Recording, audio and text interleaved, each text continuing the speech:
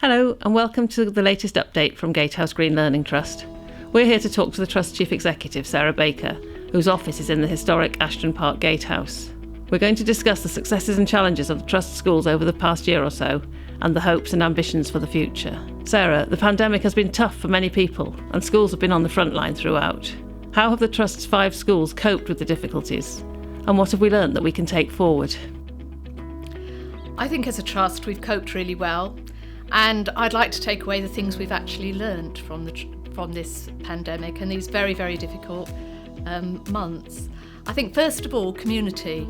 We've realised how important our schools are in the community, but also how the community can support our schools. We've built up relationships with local charities, local organisations who supported our children, our parents, our families during the pandemic, and we hope that many of those community links will continue.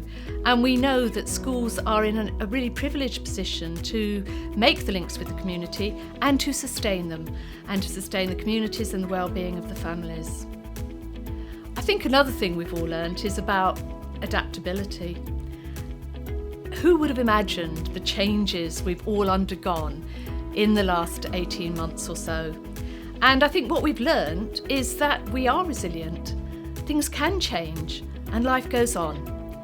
I know that parents have appreciated virtual parents' evening. Teachers have appreciated them too. So that's probably something we will take out.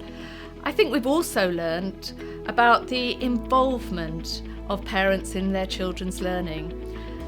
Perhaps traditionally we were a little bit hesitant or concerned that parents might not be interested or able to support their children.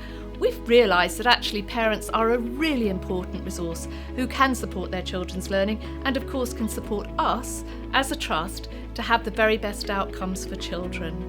What are the immediate priorities for the schools as they come to the end of this year and look ahead to the next?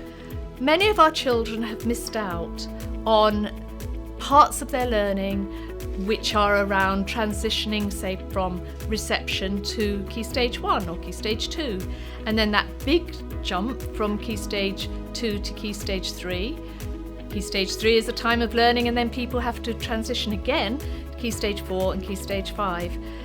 Much of that has had to be done in different ways this year, and I think we have to be aware that maybe not everybody is ready and in the same sort of place they would have been had there not been this disruption. There's still a high degree of uncertainty as to what is going to happen. So looking to the future, how are you preparing for all the eventualities while also taking a more strategic view? That is a challenging one, and unfortunately we're still in a situation where things can change day to day. I have to say, I now feel, along with the leadership teams in the schools, far more confident about being able to adapt to any changes that are thrown at us. We know we can do things differently. Over the last couple of months, we have at all levels, that's with the staff, with the leaders, with the governors, with the trustees, started thinking about, well, what do we want the trust to look like moving forward? And I think that strategic thinking and strategic planning is really important for raising people's optimism and raising their hopes and reminding them that we are ambitious and that we can make this work.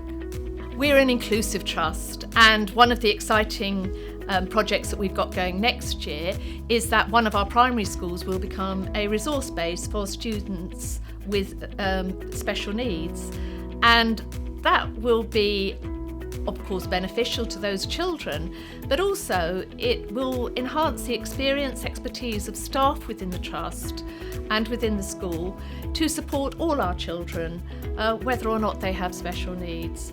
And one of the bigger things we're looking forward to next year is, of course, the arrival of our new head teacher at Ashton Park School. Mr. Del Planter will be starting in September, and we're really looking forward to what he will bring to the school and to the trust as a whole. So, do you have a final message for the Gatehouse Green Learning Trust community?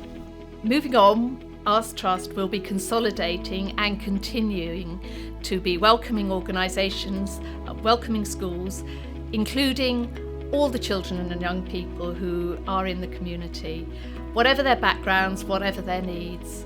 I believe that we will continue to offer a great education for our children and young people, and that ultimately we will be continuing to open a world of opportunity for all of those who are in the Trust.